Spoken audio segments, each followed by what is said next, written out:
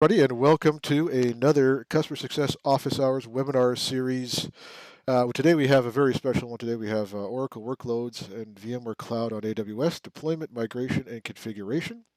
For those attending in the Zoom, you are muted by default. Please use the Q&A box to ask any questions, and we'll get to them as we go through. Quick question, Sudhir, before we go. Do you want questions in between, or do you want to hold them to the end? If you can please hold up to the end, that would be Okay, much so we appreciated. will allocate time at the end. We don't have a set time for this. It says an hour, but we can go a little bit longer. So we'll try to hold questions till the end. If you're watching via Twitch, you can ask questions in the Twitch channel, and we'll get to them at the end. Uh, so with that, I will let Sudhir introduce himself, a man that actually needs no introduction, but I'll let him give a brief overview of who he is and head right into it. Take it away, Sudhir. All right, thanks, man. So, good morning, guys. My name is Sudhir, and I'm a staff solution architect. I specialize in Oracle technologies. My background been working in Oracle technologies for the past 25, 26 years. Joined VMware 2012, worked on PSO, and then now I'm part of the CPBU or Cloud Platform Business Unit, working as a staff solution architect. So, without much further ado, let's just start with today's presentation. So this is the agenda for today's talk. Essentially, I'll be starting with benefits of running Oracle workloads on VMware platform, what customers actually are looking for, a brief introduction to VMware Cloud on AWS, focusing more on the benefits and use cases of running Oracle workloads on VMware Cloud on AWS, why VMware Cloud on AWS for Oracle workloads, and how do we go about deploying and migrating Oracle workloads on VMware Cloud on AWS, and then followed by wrap up and then Q&A. So these are some of the benefits of running Oracle workloads on VMware platform. Namely, performance, scaling up, scaling out on the fly, server consolidation, accelerated provisioning, granular workload management, high availability, business continuity, and so on and so forth. So let's take a look at the Oracle workload design methodology, where basically we start with the requirement gathering step, and it's followed by selling the project to the stakeholders. You understand the current environment constraints, and then you actually measure the workload or the database, and then you come up with some kind of migration strategy, whether it's moving from a big Indian system like AIX, HPUX, Polaris to x86, or whether you're moving from an x86 to an x86, physical or virtual. And then we start rolling in the support and licensing proposition for the database, followed by design considerations for sizing. And then we inculcate backup and recovery, high availability, DR, and of course, followed by monitoring and tuning. So if you look at this workflow, there is no step that screams out and says it's particular to a particular architecture, whether it's physical or virtual. So essentially, there is no change in the design methodology when one deploys Oracle either on bare metal or Oracle on VMware platform. So basically, what do customers want? They essentially want an integrated and hybrid approach, right? So as customers, they move to the cloud, they're essentially looking for ways to get the best of both the worlds without buying new hardware. They don't want any kind of refactoring or replatforming, but essentially that takes time away. And they want to leverage existing investment, skill sets, and tools. So with on-premises, they know that they're able to use familiar tools and processes. They're able to leverage existing investments. They're able to maintain unique hardware configurations. They have a granular control over placement of the apps and the data. With public cloud, what they essentially want to do is they want to scale faster. They want reduction of the cost. They want to establish a global footprint, pay as you go, and of course, access a broader range of services. So with today's complexity is actually hindering a full hybrid cloud value. So these are some of the common challenges with the hybrid cloud adoption, namely operational inconsistency. You have different skill sets that are needed, different tools are needed. You have disparate management tools and security controls. You have inconsistency in the application SLAs. And of course, you have incompatible machine formats. And if you actually look at the application, the infrastructure rework, 60% of that essentially is the cost, and 90% of the time it actually takes for the application and the infrastructure rework. So any kind of replatforming actually takes time away from the application mobility to the cloud.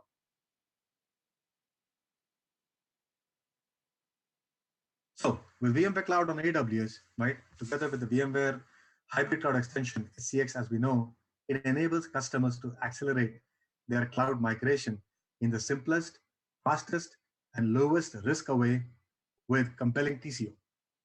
So VMware Cloud on AWS essentially brings VMware enterprise class software-defined data center software to the AWS cloud, and it enables customers to run production applications across VMware vSphere-based private, public, and hybrid environments with optimized access to AWS services. So it integrates VMware flagship compute, storage, and network virtualization products, essentially vSphere, vSAN, and VMware NSX, along with VMware's vCenter management and robust disaster protection. And it optimizes it to run on dedicated, elastic Amazon EC2 bare metal infrastructure that is fully integrated as part of the AWS cloud. What happens is with the same architecture and operational experience on premises and in the cloud, now IT teams can quickly derive instant business value from use of AWS and VMware hybrid cloud experience.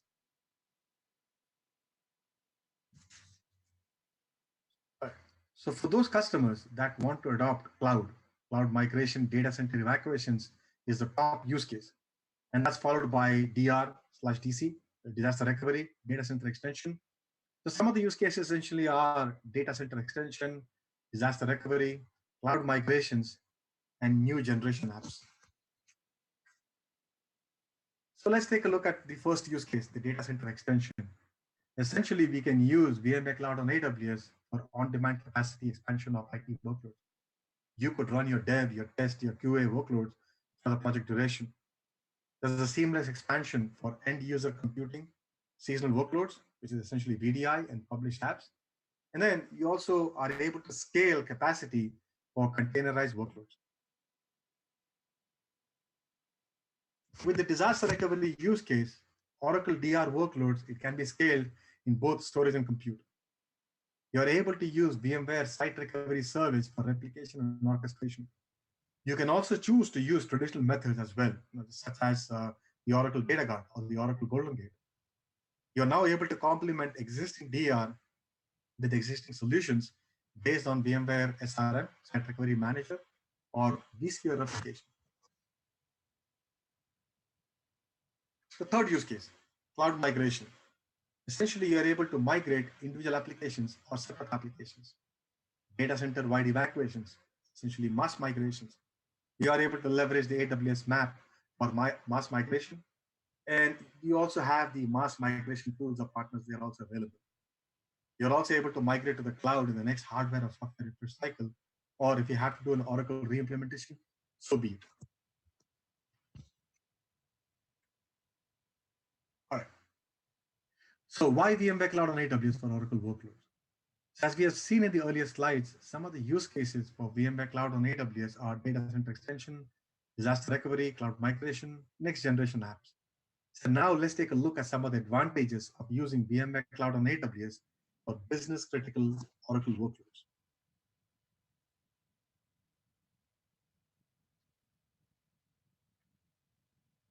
I'm sorry, I think I skipped over a second. Apologies. So as we know, VMware Cloud on AWS, it's powered by VCF, VMware Cloud Foundation, and this service integrates vSphere, vSAN, and NSX along with the VMware vCenter management.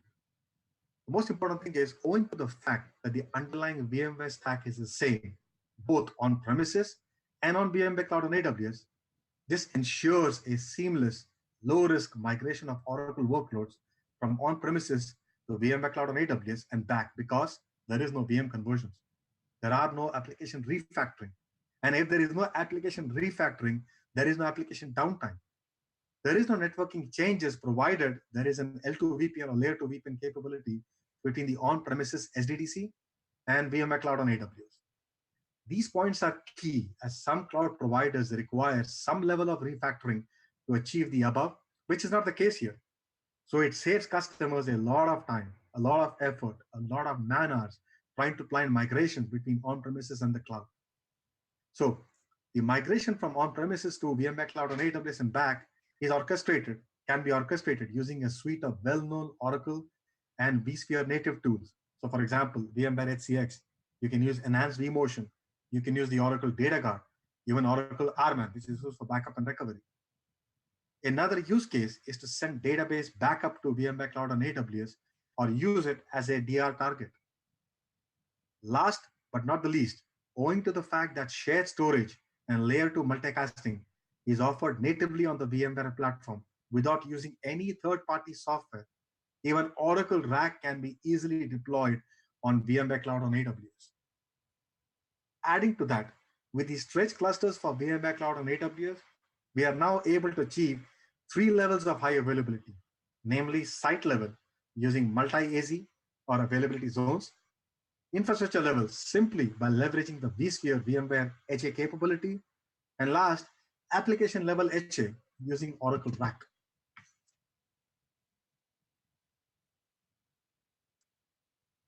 All right. So with VMware Cloud on AWS, we can provision an entire VMware SDDC within few hours, as compared to the days it traditionally used to take in procuring a server. You have to rack it, you have to stack it, you have to install ESXi, and rest of the steps. So we can now add AWS EC2 bare metal servers to the cluster on demand based on the customer need, and hence we are able to scale horizontally, effortlessly, hereby meeting the business SLAs and demands. There is no more over provisioning or complex demand forecasting, which is typically found in customer deployments where one had to over provision infrastructure and resources in advance, given the fact that it's time taking to get new hardware, the procurement cycle, and so on and so forth. And this basically reduces the cost. VM operations are streamlined the same way as on-premises using VMware automation tools like PowerCLI. You can use APIs, you can use Puppet or Chef. Application modernization. With VMware Cloud on AWS, we are now able to leverage native AWS services, for example, S3 or Oracle backups, AWS Elastic Load Balancer for load balancers. We're now able to provide modern capabilities to legacy applications and thereby making them more robust, modern, scalable, and able to meet business demands. Well, you can also use AWS Lambda, which is the serverless framework, in conjunction with Oracle workloads on VMware Cloud on AWS. We can also extract data out of Oracle workloads and leverage analytic services. So for example, using AWS Redshift or Athena or Kinesis or even QuickSight. So these are some of the Oracle solutions which can be deployed on VMware Cloud on AWS. The resources pages at the end of the slide deck, it has all of the requisite links.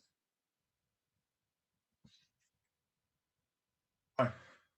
So deploying Oracle non-RAC workloads on VMware Cloud on AWS. Well, deploying Oracle non-RAC workloads on VMware Cloud on AWS is exactly the same as you would do on premises. So with the VMware Cloud on AWS, ESXi hosts traditionally they reside in an AWS AZ availability zone, and they are protected by vSphere HA. So this use case essentially deploys a virtual machine from a template, and that virtual machine essentially has OEL or Oracle Enterprise Linux 7.4 operating system, Oracle 12.2 grid infrastructure, and RDBMS binaries. The Oracle SGA was set to 8 gigabytes, PGA set to 2 gigabytes. We use Oracle ASM for storage, and Oracle ASM filter driver as well. So all best practices for Oracle workloads on VMware SDDC was followed in accordance with the Oracle databases on VMware best practices guide. Essentially, deploying Oracle non-RAC workloads on VMware Cloud on AWS, the steps are exactly the same as you would do on premises. Now let's change gear a bit and talk about deploying Oracle RAC workloads on VMware Cloud on AWS. So deploying the Oracle RAC on VMware cluster, what does it give you? It is essentially provides application level HA in addition to the infrastructure level HA provided by the VMware vSphere HA. Steps to deploy an Oracle RAC in VMware Cloud on AWS is exactly the same as you would do on premises. The only subtle difference here is the creation of a logical network for the Oracle RAC private interconnect on VMware Cloud on AWS, as opposed to creating a dedicated distributed port group on premises. So if you look at the network section in the slide here, it actually shows the Oracle private logical network, which has been created for the Oracle RAC private interconnect traffic. The rest of the steps, from a provisioning perspective, from a compute perspective, from a storage perspective, is exactly the same as you would do on premises. So essentially, please refer to the Oracle databases on VMware Best Practices Guide that provides best practice guidance for deploying Oracle workloads on VMware SDDC, and the Oracle RAC on VMware Deployment Guide, which essentially describes the deployment of Oracle RAC using Oracle ASM on VMware vSphere platform for Oracle DBAs who are planning to virtualize Oracle RAC on VMware platform. So all of the links for these guides are provided at the end of the slide deck. So now that we spoke about non-RAC workloads, we spoke about Oracle RAC workloads, deploying them on VMware Cloud and AWS. If one had to deploy an extended Oracle RAC on stretch cluster for VMware Cloud on AWS, how would that look like? So essentially what one needs to do is enforce anti-affinity rules, which will ensure that the Oracle RAC virtual machines are on separate ESXi servers. That way you're able to take advantage of the infrastructure level edge. On top of that, one requires to put VM affinity to AZ to ensure that we're distributing the rack virtual machines across AWS AZ. What does that give you? That gives you the site level HA. So we would need to marry both infrastructure level HA along with site level HA. So a feature called stretch clusters for VMware Cloud on AWS that's designed to protect against an AWS AZ feature, right? So essentially, like I said before, applications can now span multiple AWS AZ within a VMware Cloud on AWS clusters. So the vSAN fault domains are configured to inform vSphere and vCenter server instances which hosts are residing in which AZ. And actually, to increase the clarity, each fault domain is named after the AZ it resides within. So in case of an extended Oracle RAC across multiple AZ or multiple site, as I said before, the best practices is to spread the Oracle RAC virtual machine across multiple sites to ensure HA across the site, in addition to the infrastructure and application level HA, which ensures that the Oracle RAC virtual machine does not land on the same site at the same time. All right.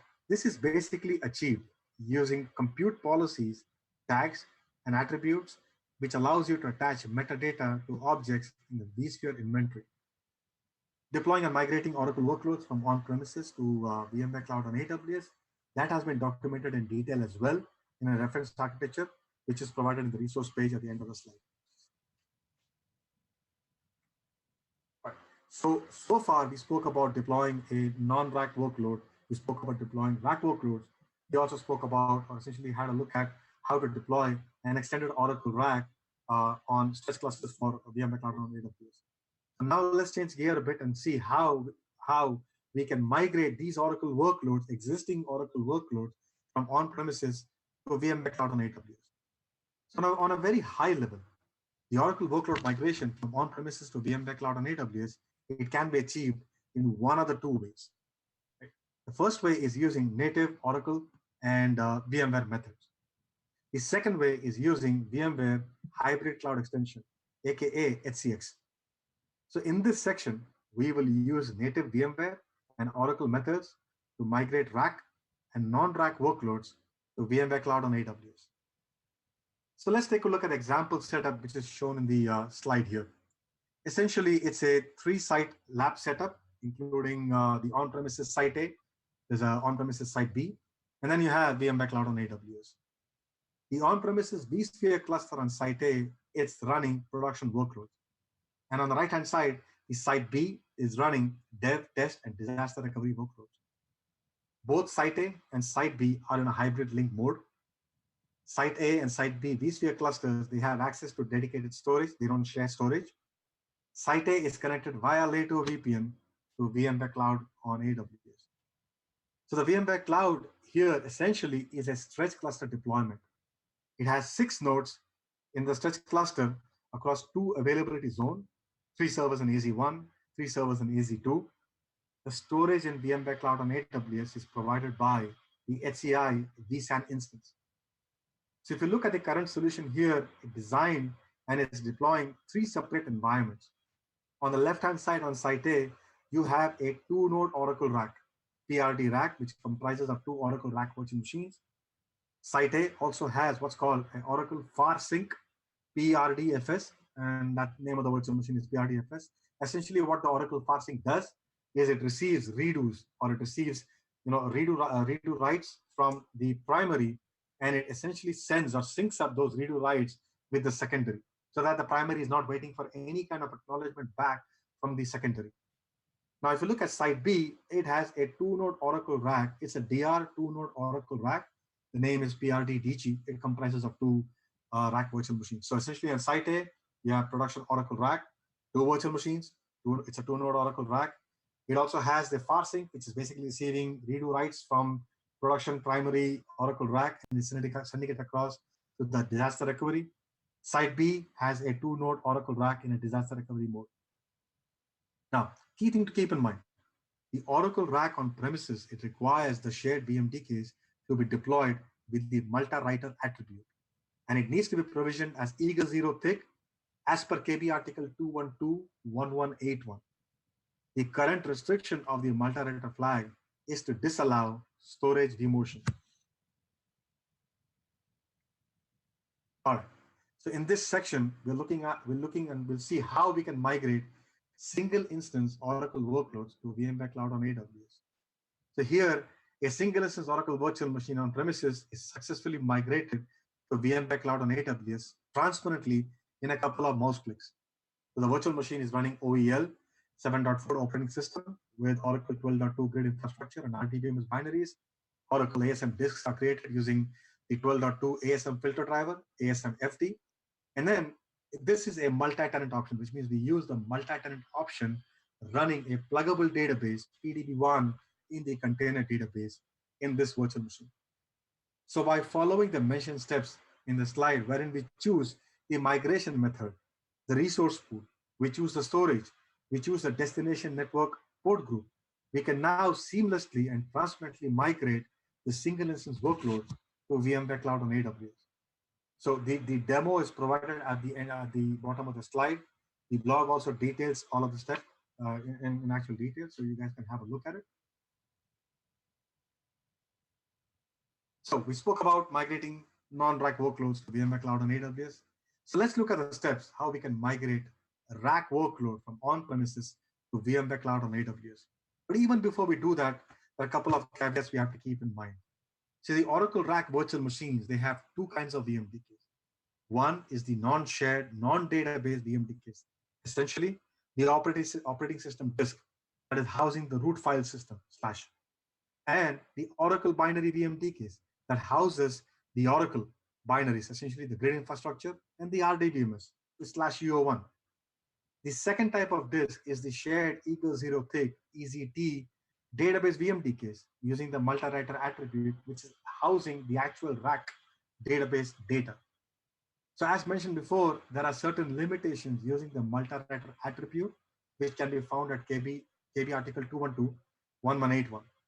Now, one of the most important restrictions is, like I mentioned before, storage vmotion is disallowed for shared devices using the multi-writer attribute. So essentially, the migration steps would be, you would have to shut down RAC and power off VM1 or VM2. On VM2, remove, not delete, just remove the shared eager zero thick VMDKs. What you have remaining is the non-shared VMDKs. Go ahead and storage vmotion VM2 from on-premises to the cloud, VMware Cloud on AWS. As part of step 2, what we would do then is on VM1, we would remove the multi-writer flag from those eager zero thick VMDKs. We would then storage vmotion virtual machine 1 of the RAC cluster from on-premises to the cloud. What essentially happens is eager zero thick VMDKs are converted to lazy zero thick. What we would then have to do is add new eager zero thick VMDKs with multi-writer, same size as the lazy zero thick VMDKs to VM1. Start up virtual machine 1. Essentially, it's now a one node Oracle RAC. Use the Oracle ASM to add and drop disk. So what it essentially does, it does an ASM rebalancing. And once the rebalancing is done, essentially, which means all the data is now moved from the old lazy zero thick to the newly provisioned eager zero thick, you would then go ahead and drop virtual machine 1 lazy zero thick VMDKs. As part of the last step, go ahead and add the same VM1 new eager zero thick VMDKs with the multi-writer flag at the same SCSI position as you had on VM1 to VM2, and start up the Oracle RAC cluster. So essentially, it's a three-step process. All right. So let's look at the second way of migrating the Oracle workloads. And this time, we'll be using the VMware Hybrid Cloud Extension, HCX. Let's look at the on-premises Site B Oracle setup here. It's the same three-site lab setup, including the on-premises Site A, the Site B, VMware Cloud on AWS. In this case, Site B is connected via HCX to VMware Cloud on AWS. So the HCX pairing is configured between Site B and VMware Cloud on AWS with a bidirectional migration between on-premises and VMware Cloud on AWS. And as we can see, for this test case, we use 5 single instance database virtual machines. So essentially, as the name suggests, these are the migration methods that would be used, or the HCX migration methods that would be used against these 5 virtual machines. We also had a 2-node Oracle RAC setup here, which we would also be using as part of HCX migration. All right. So on a very high level, let's have a look at the various workload migration methods using VMware HCX. So with this approach, essentially, HCX abstracts on-premises versus cloud notions and presents capability to virtual machines as a continuous hybrid cloud, hence providing minimal operational overhead without requiring a retrofit of legacy infrastructure. So on a very high level, there are 4 types of HCX-enabled migration. First is the cold migration, wherein it integrates with the VMware NFC, the network file copy, and it uses the same network path as HCX vMotion to transfer a powered-off virtual machine. So during a cold migration, the virtual machine IP address and MAC addresses are preserved, and cold migration must satisfy the vMotion requirements. The second way is the HCX bulk migration, which uses the host-based replication to move a live VM to and from HCX-enabled cloud sites or data centers. So to reduce the downtime, what happens is the source virtual machine remains online during the replication, and then it is bootstrapped on the destination ESXi host after the replication completes. The third step is hot migration, wherein HCX vMotion, which is essentially the enhanced vMotion, can now transfer a live VM from an HCX-enabled vCenter server to an HCX-enabled remote site. The vMotion transfer captures the virtual machine active memory, it captures the execution state, the IP address, the MAC address, and the migration duration essentially depends upon the connectivity, that is the bandwidth available for HCX migration, the latency between the two sites. So the restriction or the current restriction with the HCX migration, the vMotion is virtual machine with the following attributes are not supported for migration, essentially disk size if it exceeds 2 terabyte or shared VMDK files. The new one, the fourth one, or the new method is essentially the HCX vMotion with vSphere replication, which is also called the HCX replication assisted vMotion, RAV. That's a new migration method that combines the benefits of both HCX bulk migration and vMotion. So essentially, migration begins with the replication of the virtual machine disk. And as it is true for bulk migrations, VM can be moved in parallel with the switchover configurable on a schedule. And during the switchover phase, we use the vMotion to migrate the disk delta data and the VM state. So for Oracle RAC with shared VMDKs, again, we have to use the migration steps in the reference architecture because essentially shared VMDKs are disallowed using VMware HCX.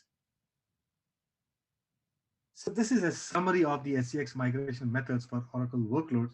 As I've mentioned before, storage vMotion is disallowed when using Oracle RAC with shared VMDKs and multi-writer flag. Replications of virtual machine, the shared VMDKs are also not supported in vSphere replication. And Oracle RAC migration using storage vMotion, or even any of the 4 HCX migration methods, namely the full migration, the bulk migration, the vMotion, and the vMotion with vSphere replication, is currently unsupported. And all of these steps and all of the content is present in this particular guide, which was published last year. The link to the guide is at the end of the slides.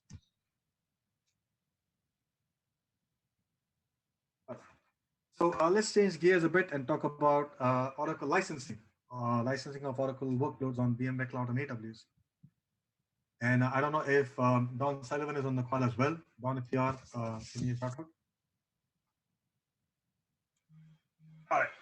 So essentially, Oracle licensing does not change from a licensing perspective, whether you're running Oracle workloads on a classic vSphere environment connected to a NAS or a SAN, or whether you're running Oracle workloads on a hyperconverged infrastructure solution, for example, vSAN, VXRAC, no, VXRAID, or even VMware Cloud on AWS.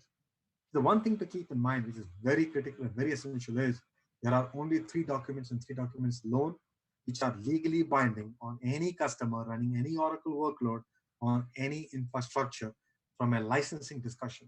And those three documents are the technical support statement, the core processing factor table, and the OLSA, which stands for the Oracle Licensing and Service Agreement, or AKA the Oracle Master Agreement. So the blog links in the bottom of the slide essentially delves or it dives very deep into these documents, and essentially it proves that documents like soft partitioning has got no relevance in any Oracle licensing discussion, be that running Oracle workloads on premises or even running Oracle workloads on VMware Cloud on AWS. And these links are again provided, as I mentioned before, in the resources pages at the end of the slide deck. Certain facts that we have to keep in mind when we are licensing Oracle workloads on VMware Cloud on AWS, right? So essentially, here's where we need to emphasize that this situation is potentially changing rapidly. And the other thing that we have to keep in mind is there are different approaches to advise different partners. But let's have a look at the proposition here. With VMware Cloud on AWS, you're essentially deploying dedicated SDDC cluster for Oracle workloads. So what's happening is the same formula that you would use to calculate the effective number of cores on premises, that applies here as well. So for example, if on premises you have a 3-node SDDC cluster, 2-socket 10 cores each, the number of effective sockets is 60, and you need to divide it by 2, right, for Oracle licensing purposes. So that formula or that math doesn't change when you move to VMware Cloud on AWS. So the one thing that we have to keep in mind is we have to account for maintenance, retirement, and the failed hardware host replacement. So essentially what one would have to do is we would have to license an N+1 cluster. So as we know from September last year, the number of hosts in an SDDC cluster, the minimum was reduced from 4 to 3. So if one needs to come up with a minimum 3-node cluster, we would have to actually license an extra host, because that host will be used, or that host can be accounted for maintenance or for retirement or any kind of failure that happens in the SDDC cluster. So keep one thing in mind, Oracle does not charge for the number of times a host is replaced in a cluster. One could replace a host every second of the day, and Oracle really doesn't care. What it really cares is the number of hosts, the processor family, and the number of processors, whether it is socket for SC2, Standard Edition 2, or whether it is cores for Enterprise Edition. That absolutely remains the same. That doesn't change. So this has been discussed in the blog article below. Please have a look at it. Couple of other facts. At initial availability, like I said before, we had a dedicated SDDC cluster for Oracle. We would have to license effective cores for all hosts in the SDDC cluster. Last September 6, 2018, we came up with compute policies. We came up with a simple virtual machine to host affinity rules. Keep one thing in mind, these rules are preferential policies. They are preferential policies at the SDDC level by leveraging inventory tags, and they cannot block a host from entering a maintenance mode. And essentially, this is a potential Oracle licensing violation. So these policies do not stick because this is a managed service proposition. Again, on September 10th last year, we came up with a minimum of 3 hosts with a maximum of 16 hosts per SDDC. So we were able to reduce the number of servers per SDDC cluster. The good news is, starting this year, SDDC version 1.6, we came up with a feature what's called a custom CPU core count. So essentially, rather than providing a server, an i3 server with 36 core per server, one can go as low as 8. So one had an option when we are deploying a second SDDC cluster. So for the first cluster, one would have to go with the full number of sockets. So you have to either go with 36 cores per server for i3 or 48 cores per server for R5. But the second SDDC cluster that one would deploy for an application workload, Oracle in this context, right? One can go with as low as 8 cores per server or 16 cores per server or 36 for i3. And for R5, you can go with 8, 16, and 48 cores per server. So now a customer now has the ability or the flexibility to go with lesser number of cores per server and lesser number of servers per HDDC cluster. And this was primarily done, this was solely and primarily done to solve the Oracle licensing issue.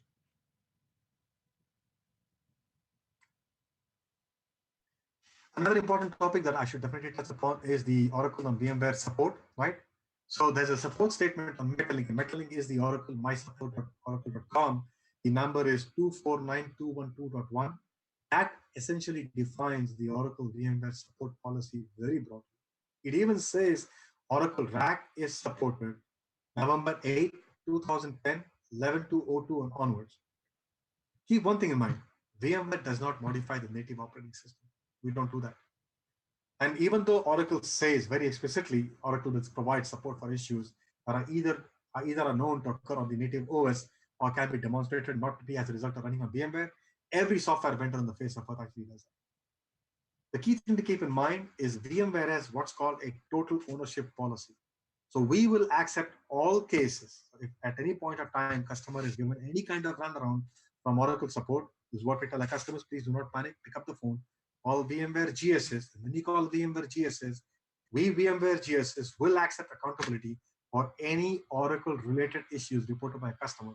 So we will support the customer from beginning to end, and we'll make sure that all issues are driven to resolution. And that policy is there in the link in the bottom of the slide deck.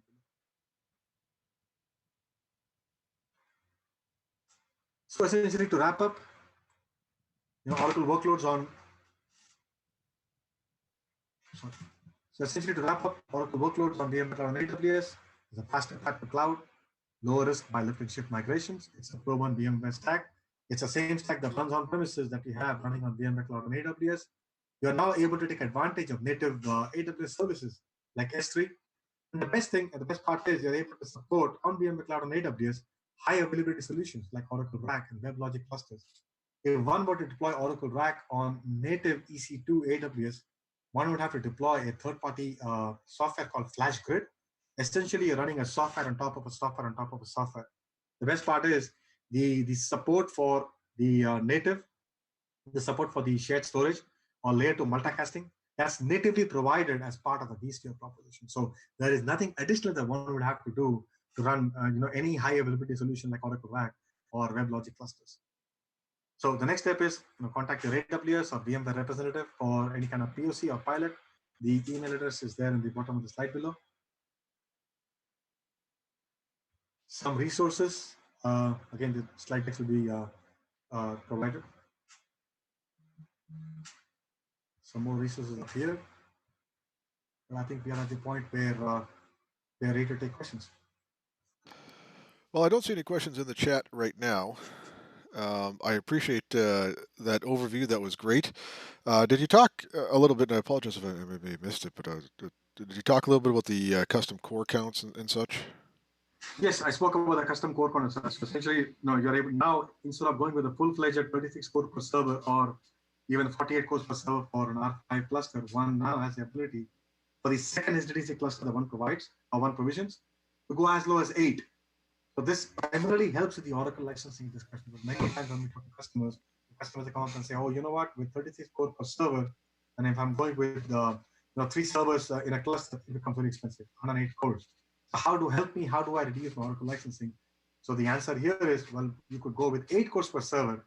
So now you have 8 cores of 24, and again you have to divide that by 2. Keep one thing in mind: you have to divide the number of cores by 2 to get the actual effective number of cores that is liable, or that's for Oracle licensing. So we are able to help customers reduce their Oracle licensing by a big factor here.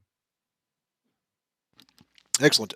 So, are you familiar with the R5 hosts that we're adding into VMware Cloud?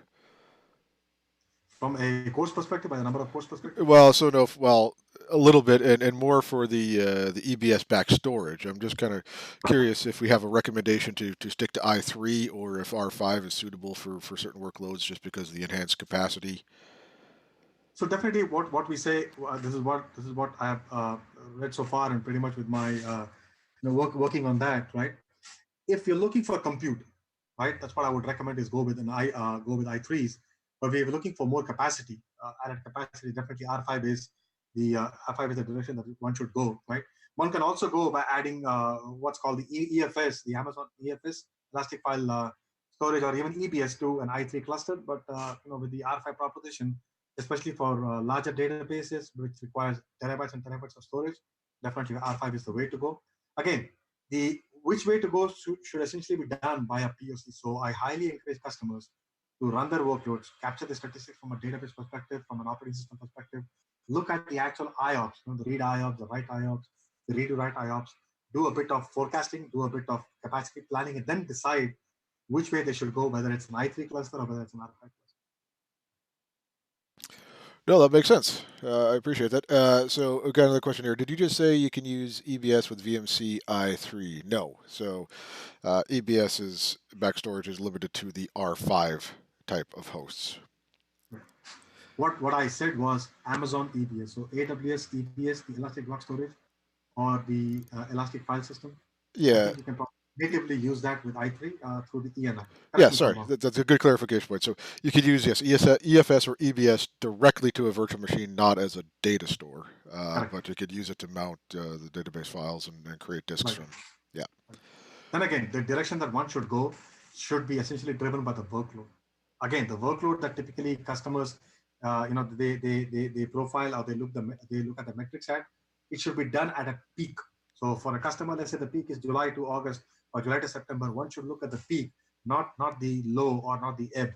And then based on that, like I said before, the capacity planning and also a bit of forecasting, then come up with the right infrastructure for the Oracle workloads.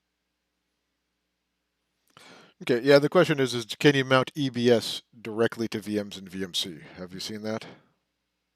I have seen the EFS, so frankly speaking, I've not seen EBS. Yeah, I don't think EBS is possible to clarify. So yes, I think it's just EFS. So you could EFS. use NFS data mounts inside of an Correct. Oracle virtual machine or whatever. Any other questions? Thank you, Paul, for the question. Looks like we're out of questions. So I think I would like to thank you very much, Sudhir. I think this is great. I think that this will be a resource that we can share to many customers because we do have quite a few questions that are always around this. And I do echo your point of, reach out to us, get a POC pilot going, Sure. and we can work with you to get these things working. We have customers right now running Oracle successfully on VMC, and it's an expanding use case. So again, thank you very much, Sudhir. Thank you very much for everybody that attended on Zoom and Twitch, and look forward to seeing everybody in the future. Thank you.